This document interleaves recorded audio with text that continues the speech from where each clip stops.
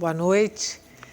Gerenciar uma comunidade com mais de 50 mil pessoas numa área estratégica da vida brasileira, a educação pública, demanda desafios, principalmente quando estão em jogo a qualidade do ensino, a democratização do conhecimento e o incentivo à pesquisa científica.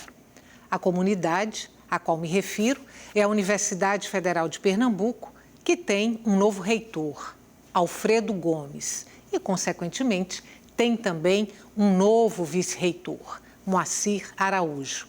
É com eles que eu converso hoje, aqui no Opinião Pernambuco. Boa noite. Boa noite. Muito grata pela presença de vocês hoje aqui no Opinião Pernambuco. Vou convidá-los, antes da gente começar a nossa conversa, a assistirem comigo. A gente tem aí um VT com um perfil de cada um de vocês, que a gente quer apresentar para o telespectador, e depois desse VT, aí a gente conversa. Pode ser assim? Perfeitamente. Então vamos lá. Alfredo Macedo Gomes graduou-se em Psicologia em 1990. 5 anos mais tarde, em 1995, concluiu o mestrado em Sociologia pela UFPE e, em 2000, o doutorado em Educação pela Universidade de Bristol, no Reino Unido, onde realizou estágio pós-doutoral junto ao Centro para a Globalização, Sociedades e Educação, no biênio 2010-2011. Tem como vice o professor Moacir Cunha de Araújo Filho, formado em Engenharia Civil pela UFPE, com mestrado em Hidráulica e Saneamento pela Universidade de São Paulo e doutorado em Física e Química do Meio Ambiente pelo Instituto Politécnico Nacional de Toulouse, na França. Atualmente é professor titular do Departamento de Oceanografia da UFPE. Bom, antes da gente conversar sobre as questões mais específicas da Universidade Federal de Pernambuco e os projetos de vocês ao longo dos próximos 4 anos para a universidade, eu queria entrar um pouquinho no contexto nosso atual brasileiro, que é um contexto meio complicado, principalmente para a área de educação. Do início do ano para cá, a gente teve contingenciamento de verbas, a gente teve congelamento de bolsas da CAPES e uma retórica bastante agressiva do governo em relação às universidades públicas do país. A minha pergunta é: com que expectativas, com que prognósticos vocês estão trabalhando, pensando aí num cenário no qual podem aparecer adversidades? Isso. Boa noite, Estela. Boa noite a todos que nos escutam. Na verdade, o contexto nacional durante o ano de 2019 é bastante difícil para o conjunto das universidades federais, particularmente em função do quadro financeiro das universidades. Uhum. Né? Nós tivemos um ano de muito contingenciamento. Isso fez com que as universidades tivessem que trabalhar sem uma capacidade de planejamento ao longo desse período, com repercussões, portanto, muito profundas do ponto de vista da manutenção da infraestrutura, porque tivemos, ainda na gestão anterior, a universidade teve que rever contratos, diminuir pessoal na área de terceirizados e assim sucessivamente. Bom, dentro desse contexto, no entanto, tanto eu quanto o professor Moacir, nós temos assumido uma posição de ter protagonismo na Universidade Federal. Ou seja, vamos procurar dialogar amplamente com a sociedade, né, com os setores produtivos e também com o Estado brasileiro. E, nesse caso, com o Ministério da Educação. Inclusive, tivemos 2 vezes em Brasília, depois de ter tomado posse e assumido a universidade, para fazer um diálogo e apresentar nossas demandas e projetos, tendo em vista a finalização do ano, que nós precisamos de recursos para finalizar obras. Isso foi fundamental dentro desse processo, né? Tivemos negociando com o Ministério da Educação assim como tivemos também em outros ministérios, por exemplo, de Minas e Energia, para apresentar nossos projetos, né? Então, a situação, ela permanece, o contexto permanece o mesmo, muito embora, recentemente, nós começássemos a ter o descontingenciamento dos recursos e pudéssemos, portanto, começar, digamos assim, a aplicar esse recurso e retomar um pouco a situação de normalização dos serviços dentro da universidade. Vice-reitor, além desse descontingenciamento, a situação do congelamento das bolsas da CAPES, como é que as coisas estão agora?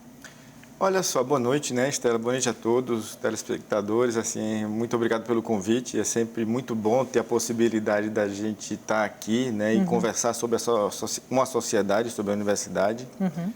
Isso realmente faz parte desse pacote, né, de, digamos assim, de imprevistos que a gente está vivendo nesse momento. A Universidade Federal de Pernambuco, como todas as instituições federais de ensino superior, estão submetidas a um certo... como é que eu diria, uma certa pressão, né, do ponto de vista federal. E o corte das bolsas também fez parte desse rol de novidades, tá?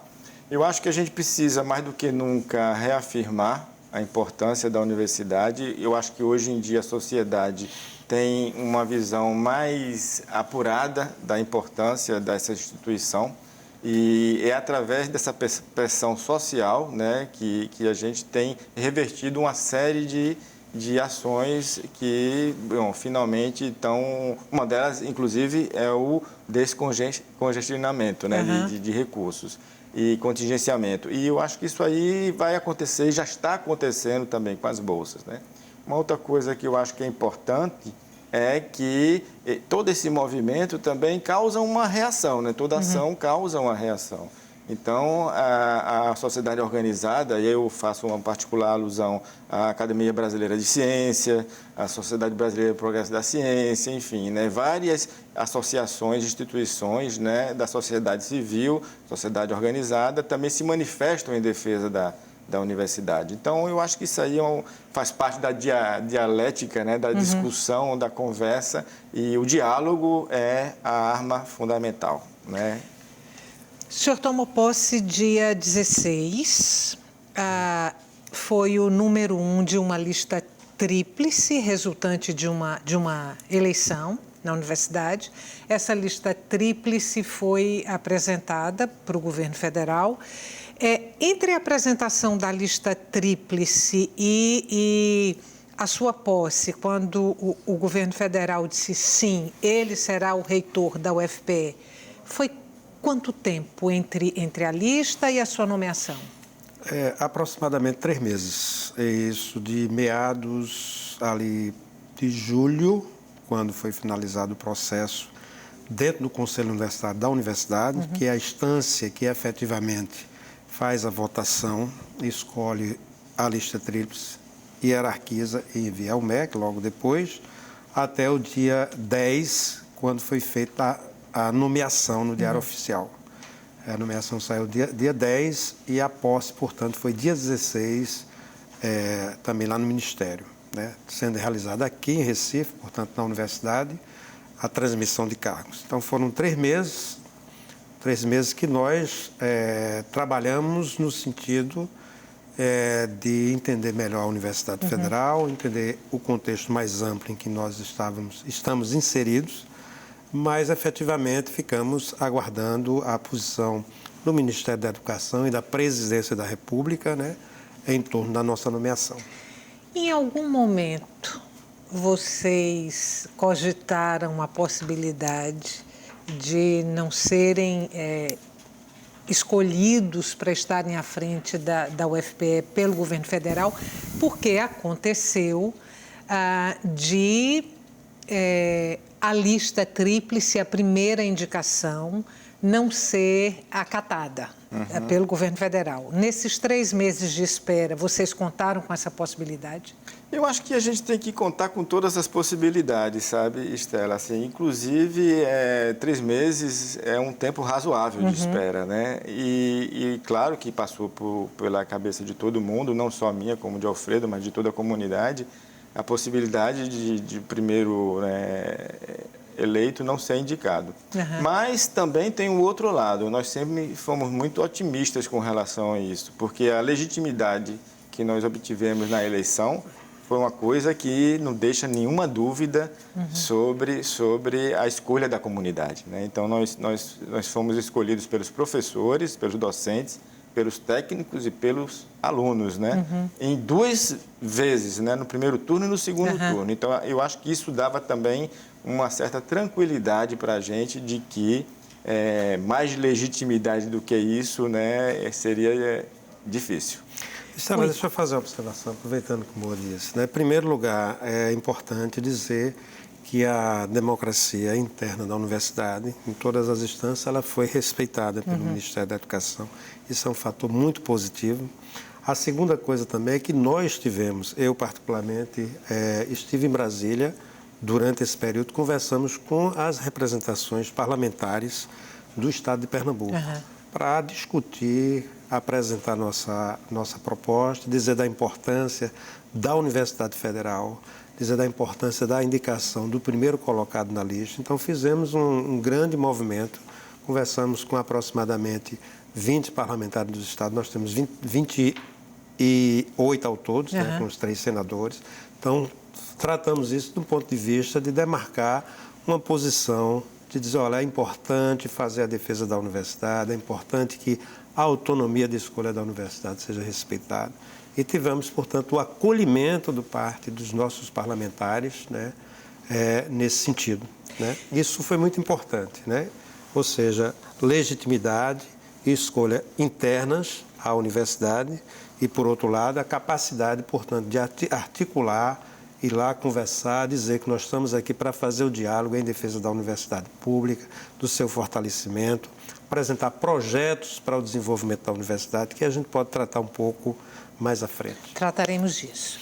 Uma curiosidade, como é que foi o encontro do senhor com o ministro da Educação, Abraham Van Traub? Eu acho que é mais ou menos assim que se pronuncia.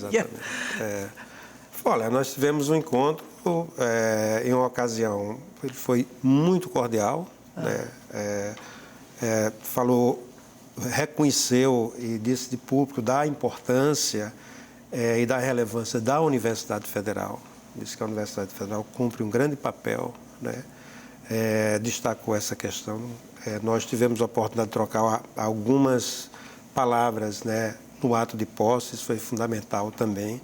Apresentamos naquela ocasião alguns projetos, por exemplo, como a necessidade da gente construir um novo prédio lá no CAV, no campus de Vitória, Santo Antão, que é a unidade que nós temos lá, tem uma necessidade infraestrutural.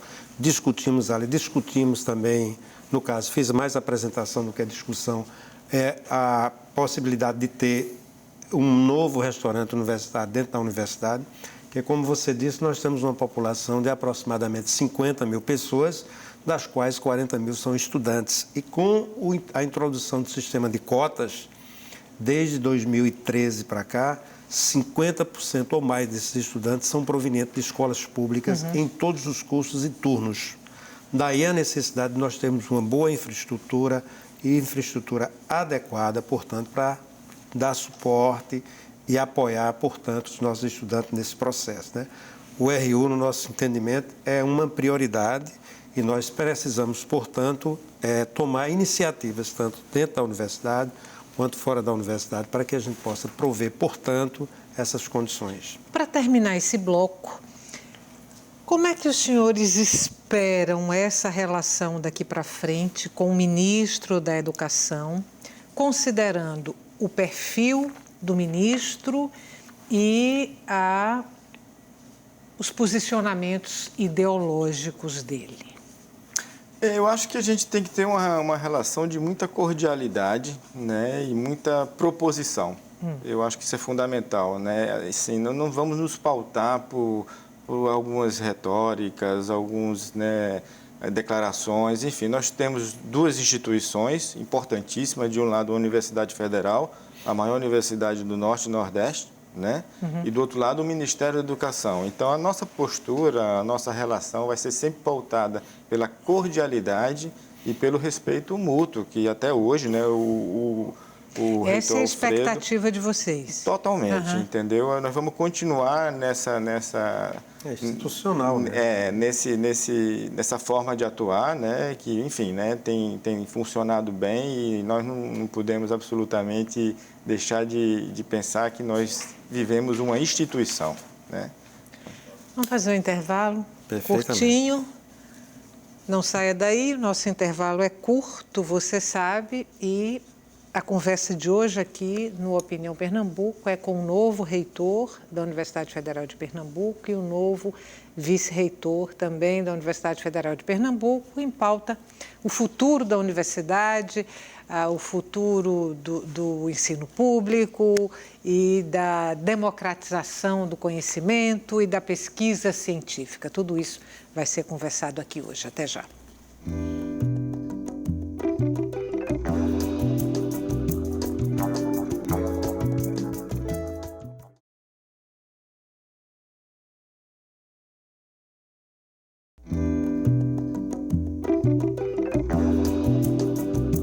Estamos de volta com Opinião Pernambuco. Nós falamos hoje sobre as perspectivas do ensino público no país, as perspectivas da democratização do conhecimento, e os entrevistados de hoje do Opinião Pernambuco são o novo reitor da Universidade Federal, Alfredo Gomes, e o vice-reitor Moacir Araújo. Antes ainda da gente entrar nas questões específicas da UFPE, eu queria saber de vocês assim, qual o papel estratégico das universidades públicas, no entendimento dos senhores, para o desenvolvimento social e econômico de um país como o Brasil. Quer começar, Luana, por favor? Bom, olha só, a gente não pode deixar de lembrar que mais de 90% de toda a ciência qualificada do país é desenvolvida e é feito nas universidades públicas, né? Sobretudo nas universidades federais.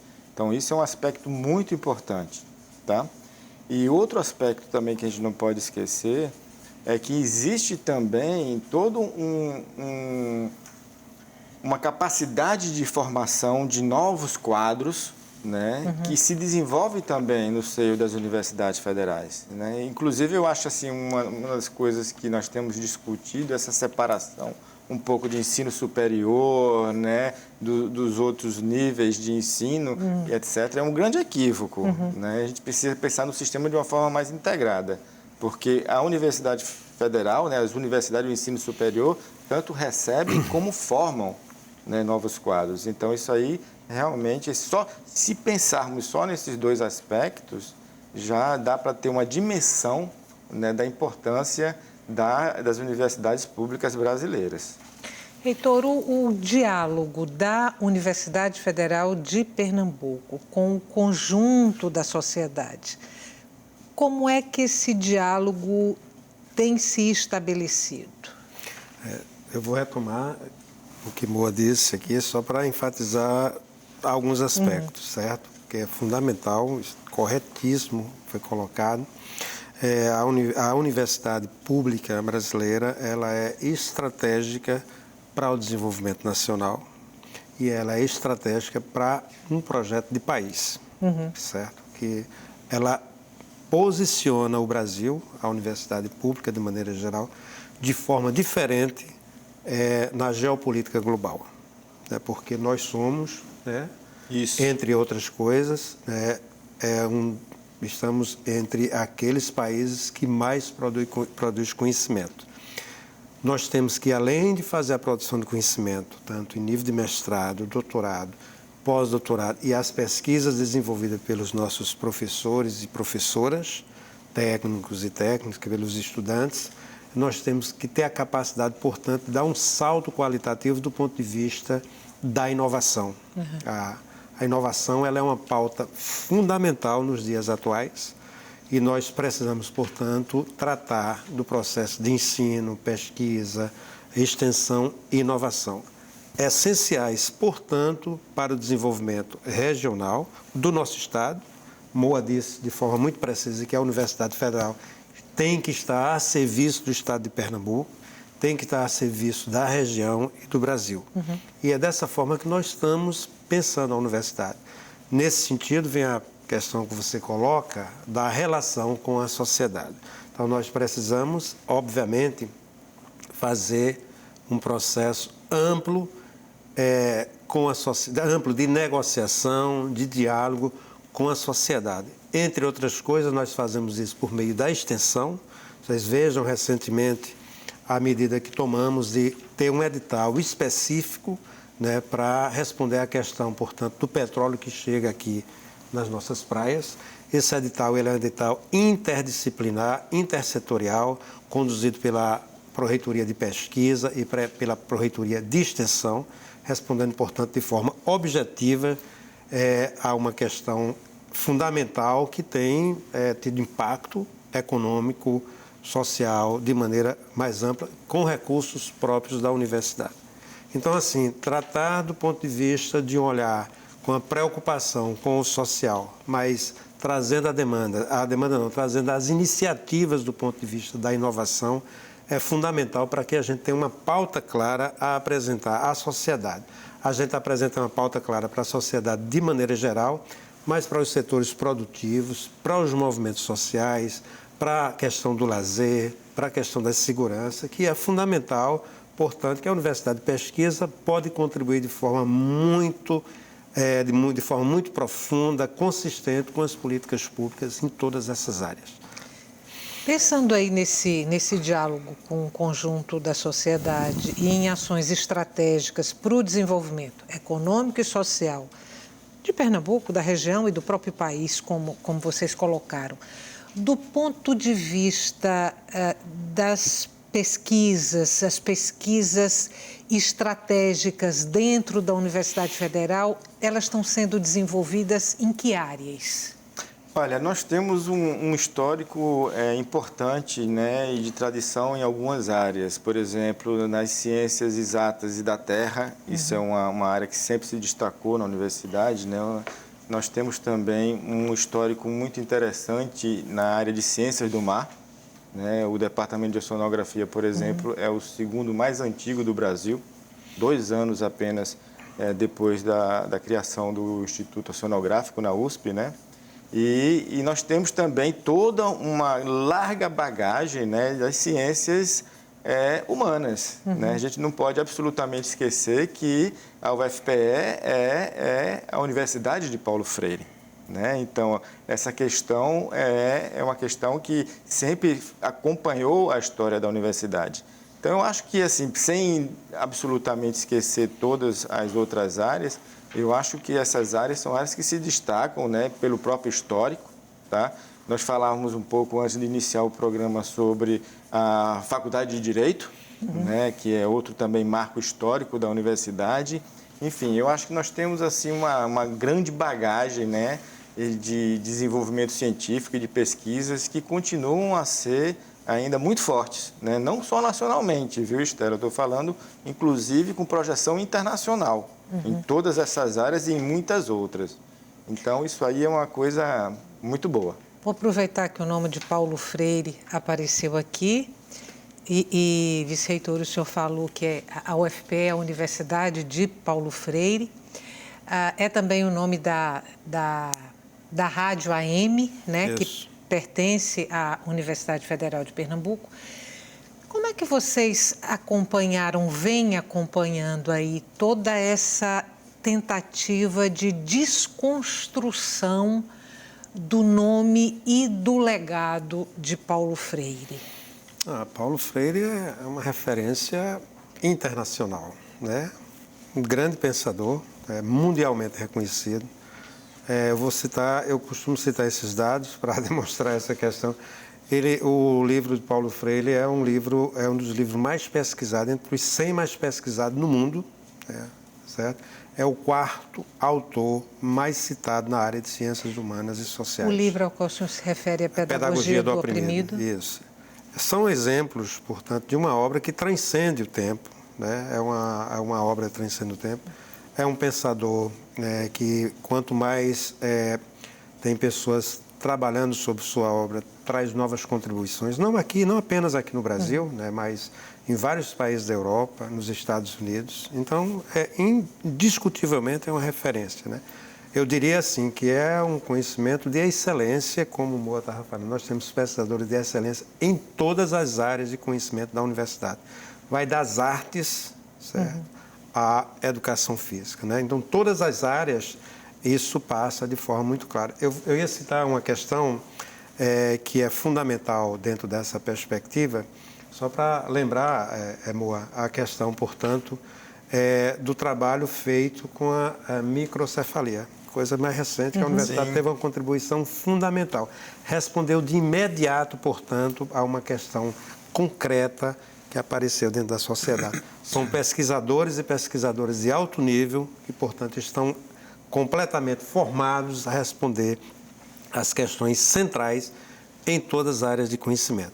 O desafio, portanto, eu acho que você tem chamado isso, feito essa fala, é nós democratizarmos mais ainda esse processo do conhecimento produzido pela universidade. Nós temos que criar meios para que chegue à sociedade e possa contribuir, portanto, para a mudança social. Isso é um desafio fundamental da Universidade Federal, mas de todas as instituições de ensino, portanto, do país. Duas questões, então. Quero saber de vocês se, sim, a democratização do conhecimento é uma causa da universidade, aqui representada pelo reitor e pelo vice-reitor, se sim, se é uma causa, e o que vocês pretendem fazer, como pretendem atuar em favor, se for este o caso, desta causa. Permita, amor. Deixa eu, assim, não apenas no Brasil, mas em todas as sociedades avançadas, as taxas de matrícula na educação superior, elas são crescentes. A universidade brasileira não pode ser concebida como uma instituição de elite. Então, o processo de democratização da universidade, a democratização do acesso, é uma pauta da sociedade brasileira e nós precisamos, portanto, ampliar o acesso à universidade. 2 dados importantes nesse sentido. Nós temos hoje aproximadamente 8 milhões de matrículas no Brasil, dos quais 20% dessas matrículas, 22%, são matrículas em instituições públicas e 75%, 78% em instituições privadas. Certo? As instituições públicas, como a Moa colocou, têm, além do ensino, também realizam pesquisa, porque 95% da pesquisa realizada no Brasil estão situadas em instituições públicas. Daí a necessidade, portanto, de nós ampliarmos o processo de matrícula. Por quê? Porque quando nós consideramos apenas o coorte, certo, de 18 a 24 anos, o nível de matrícula cai para 18%. É uma taxa relativamente baixa para um país que tem a 4ª ou a 5ª economia do mundo. Então, nós precisamos, sim, ampliar o processo de democratização para que a sociedade chegue aqui. A nossa matrícula hoje, ela alcança em torno de 30% de um conjunto da população, porque é a matrícula que a gente chama de matrícula bruta. Todos aqueles matriculados na educação superior, independentemente da idade. Mas nós sabemos que tem uma população, digamos que é a população, entre aspas, que chega mais às universidades e às instituições de educação superior dentro daquela faixa etária de 17 a 24 anos, que é, digamos assim, a matrícula mais preferencial em função do término da escolaridade básica nesse processo. Então, a pauta da democratização passa pela ampliação do acesso, passa pelo sistema de cotas, passa pela interiorização das instituições. Isso é fundamental que nós possamos prosseguir com essa pauta para dar um salto de qualidade, né? Temos que fazer, estou me alongando, mas temos que fazer também uma grande conversa com os demais colegas que são das outras universidades aqui. Nós temos o Universitas PE, que reúne as universidades e institutos de pesquisa de Pernambuco, públicos de Pernambuco e a Católica, para que nós possamos fazer uma pauta mais ampla em Pernambuco, fortalecendo, portanto, o processo de interiorização e qualificação em todas as áreas do Estado em termos da educação superior. Vou ter que fazer um intervalo. No próximo bloco, quero voltar a falar sobre o sistema de cotas e o projeto de interiorização da universidade. O intervalo é curto, você sabe disso, e o Opinião Pernambuco volta já.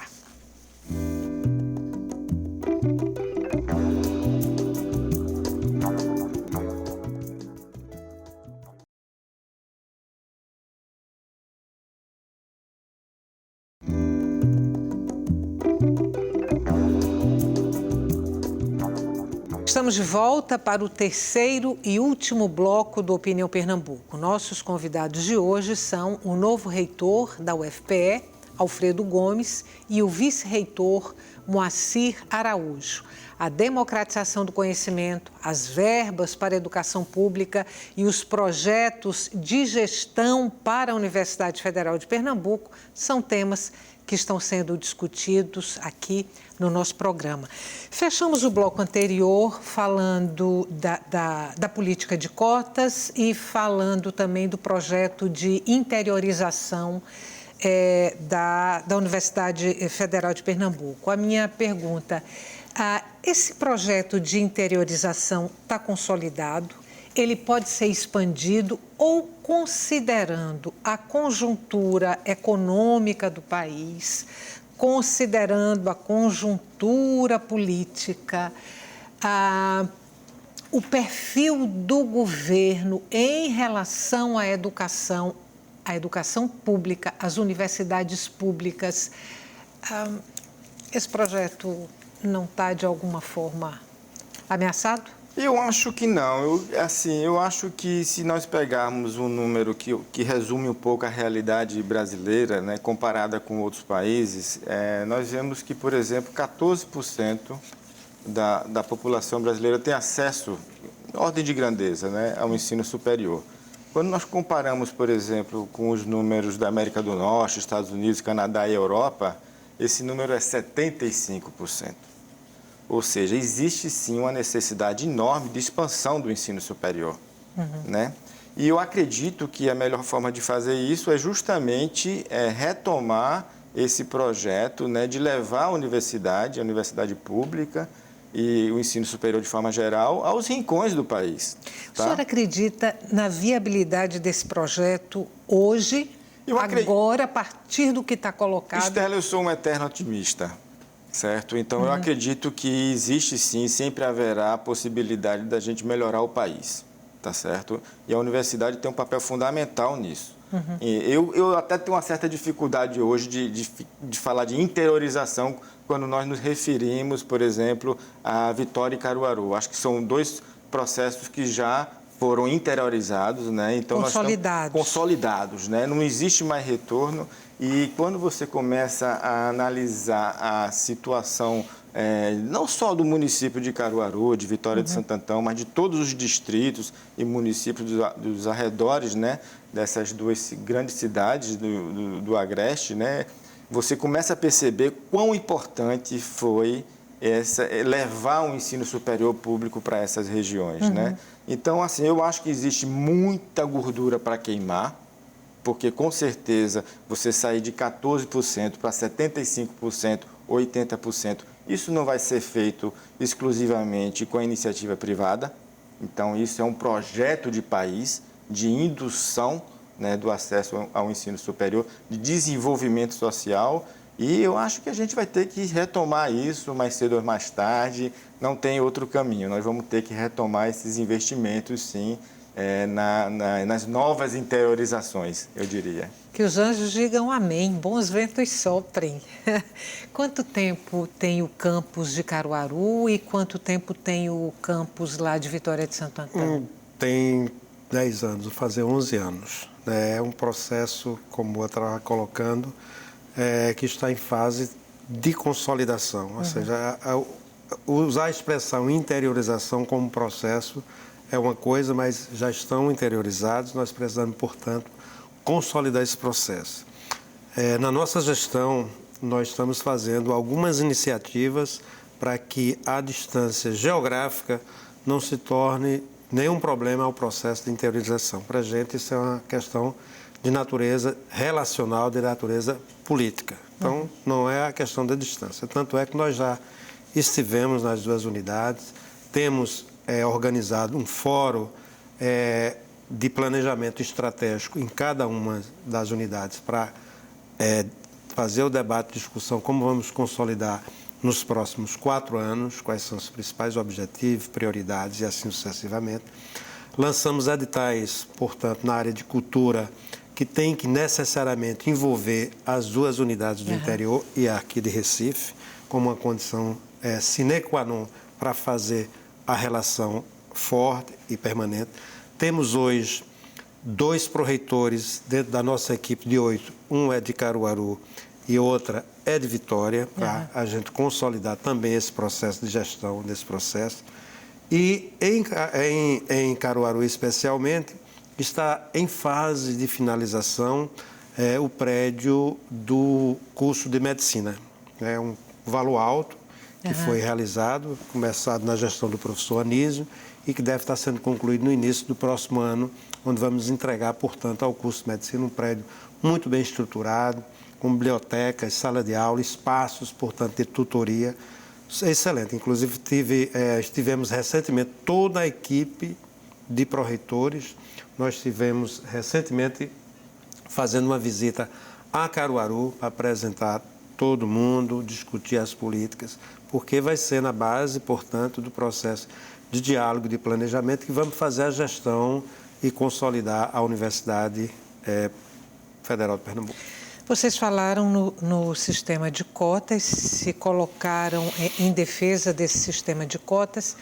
Eu pergunto se vocês têm um projeto específico de acolhimento, a partir de agora, para estrangeiros dentro da UFPE, afrodescendentes e indígenas. Olha só, isso aí é um aspecto fundamental, né? A Universidade Federal de Pernambuco, mais do que nunca, né, está representada pela sociedade, né? Porque nós tivemos desde 2013 todo o processo, né, de cotas, mas o processo de ingresso, né, o ingresso na universidade por si só não é suficiente, tá certo? O que nós precisamos garantir, e nós temos muito claro que isso tem que ser uma prioridade, nós precisamos garantir a permanência desses alunos, né?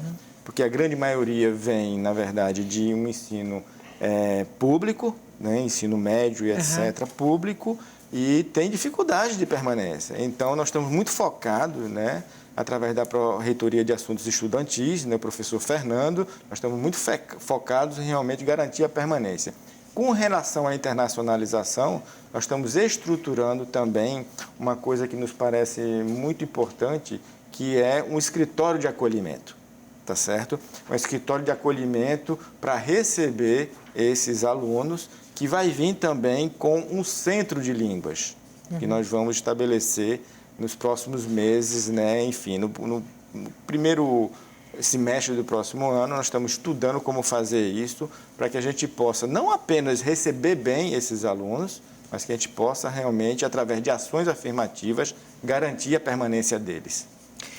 Eu revisitei a carta-programa de vocês ali na época da campanha, né? Quando vocês estavam em campanha para reitor e vice-reitor da UFPE. E nessa revisitação, eu destaquei aqui, lá dentro da carta-programa, vocês falam em defesa da educação pública, já conversamos sobre isso aqui, em excelência acadêmico-científica, universidade sustentável, orientação para o futuro.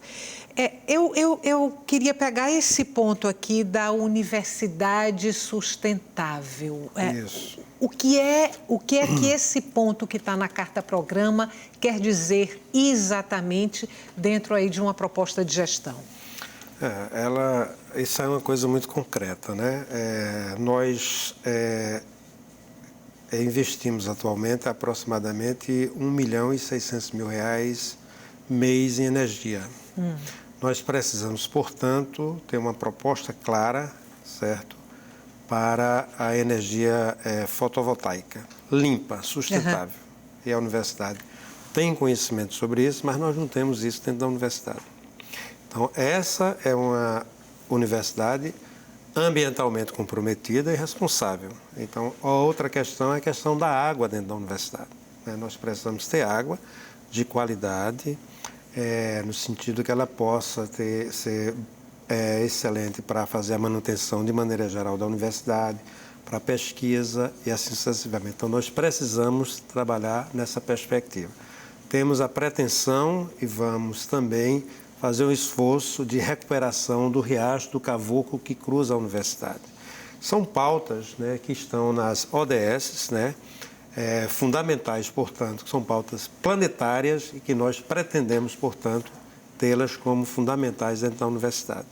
Estou citando essas 3 questões, mas outras também são fundamentais à questão, portanto, da qualidade de vida e do bem-estar dentro da nossa universidade, né? Aliás, quando nós falamos da questão da excelência na nossa carta, nós temos por pressuposto que a diversidade é uma condição fundamental à excelência. Sem a diversidade, como você estava falando nesse aumento do sistema de cota, entre outras coisas, nós não temos excelência porque não faz excelência se ela é excludente. Ela tem que ser uma excelência diversa nesse processo, né? Então, são questões do ponto de vista das políticas mais amplas, né? Você poderia falar também aqui sobre outras questões. Então, deixa eu trazer uma. A universidade, e a pergunta é se essa política será mantida, vinha desenvolvendo uma política afirmativa em relação à comunidade LGBTS, né? LGBTI. LGBTI. A minha pergunta é se essa política afirmativa dentro da universidade, se ela vai ser mantida na gestão dos senhores. Não tem a menor dúvida, com certeza, né? Isso faz parte da nossa diversidade, isso faz parte da nossa sociedade, isso faz parte do nosso dia a dia. Então, isso aí tem que ser incluído, né? Já está incluído, né? Nós temos uma diretoria que trata isso, que trata com muita atenção, inclusive foi motivo de elogio fora do Estado, né? A atuação dessa diretoria em particular. E eu acho que a gente tem que fortalecer cada vez mais isso. Isso faz parte das ações afirmativas, né? Como eu disse, né? Faz parte do nosso dia a dia. Eu acho que isso aí... Política de segurança no campus. Nós temos feito uma discussão interna. A ideia central é que as questões relativas à segurança, de maneira geral, elas sejam pautadas adequadamente, a gente tratar todos aqueles que entram dentro da universidade, né, de forma respeitosa e fazer um trabalho preventivo em termos, portanto, do conjunto de ações. Nós precisamos ter um campo bem iluminado, bem sinalizado e o campo ocupado, ou seja, com atividades da nossa comunidade, evita, portanto, violência. E dá espaço para outras ações que não estejam orientados do ponto de vista acadêmico, do ponto de vista científico e de extensão, etc., é você, de certa forma, abrir passo para isso. Outra questão fundamental disso é fazer articulação, né, com o governo do Estado. Nós precisamos, porque a questão da violência, no sentido mais amplo, envolve necessariamente um diálogo com a Prefeitura do Recife, com o governo do Estado, né, com a Secretaria de Segurança, para que nós pudermos tratar também ali do entorno da universidade. Isso é fundamental. Ó, Estela, nós temos ali, além da Universidade Federal de Pernambuco, nós temos o IFPE, temos o ITEP, temos o Instituto Ricardo Brenan, um pouco mais afastado, mais próximo também temos a Rural. Aquela área da cidade, ela tem que ter um tratamento, né, diferenciado, sem menosprezar as outras áreas, porque há um elevado número de circulação de pessoas naquela área, né? Isso é fundamental, portanto, para que a gente possa reposicionar uma instituição que é produtora de conhecimento, né, dentro da cidade, né? Nesse sentido, dos temas que nós temos colocado na nossa trajetória de planejamento é o conceito de cidade educadora, né? É uma cidade que tem que viver profundamente aí, e as coisas que acontecem dentro da universidade não podem ficar lá, ela tem que se espalhar para a sociedade como espaço de formação e de constituição de uma nova cidadania. Isso envolve o trânsito da gente, envolve a energia, envolve a água, envolve as ações teatrais, as ações de arte e assim sucessivamente, para que nós possamos, portanto, ter uma boa relação e possa ser, obviamente, um exemplo em várias áreas ou em todas as áreas de preferência, né, de conhecimento. Tenho 2 minutos para fechar o programa. 2 perguntas, 1 minuto para cada um. A primeira pergunta, Hospital das Clínicas. Quais as propostas para o Hospital das Clínicas? 1 minuto. Bom, enfim, acabamos inclusive de dar posse, né, à nova superintendente, a professora Silvia Erichen, né, no Hospital das Clínicas. E o Hospital das Clínicas, mais do que nunca, vai ser um hospital universitário, né? Então, um dos eixos principais é exatamente trazer mais ensino e mais pesquisa para dentro do Hospital das Clínicas. Já existe, já tem muita atividade sendo desenvolvida, mas eu acho que nós podemos fazer muito mais ainda, tá? E outra coisa fundamental é um hospital público, né? A ligação com o SUS tem que ser fortalecida, então volta também um diálogo importante com a Secretaria de Saúde, né, do Estado, enfim, um Hospital das Clínicas para o público. 1 minuto. A Universidade Federal de Pernambuco tem a televisão universitária, tem uma rádio AM, tem uma rádio FM, agora tem um cinema. A área da comunicação e a área da cultura também estão sendo bem maltratadas neste momento da vida brasileira. O que o senhor propõe dentro da universidade em relação à comunicação e cultura? Para a gente, a questão da comunicação e da cultura são assim, prioridades essenciais. Na verdade, nós temos pensado em reorganizar a questão, portanto, da comunicação na universidade. Atualmente, ela opera através da ASCOM, de uma diretoria de comunicação que fica dentro da Pró-Reitoria da PROCIT, e aqui, obviamente, no núcleo de rádio e TV, né, com os equipamentos que você já colocou. Então, é fundamental que nós possamos desenvolver uma política mais ampla da universidade, uma política de comunicação. Então, nós estamos pensando em reestruturar essas diversas instâncias, né, para que elas possam trabalhar de forma coordenadas, com a pauta de curto, médio e longo prazo, né? Envolve, obviamente, também a questão da cultura. Nós temos uma diretoria de cultura dentro da Pró-Reitoria de Extensão, temos equipamentos importantes como o Centro Cultural Benfica, Memorial de Medicina e o cinema. Então, será também estabelecido políticas culturais envolvendo arte e todas as outras para que a gente possa efetivamente valorizar e fortalecer a comunicação e fortalecer a cultura na universidade e fora da universidade. Boa noite mais uma vez, muito obrigada mais uma vez. Para você que está em casa, muito obrigada pela companhia até agora. E eu queria lembrar para vocês que a partir de segunda-feira o Opinião Pernambuco entra no ar um pouquinho mais cedo. Em vez da gente entrar às 7h15 da noite, a gente vai entrar às 7 da noite em ponto. Boa noite e até o nosso próximo encontro.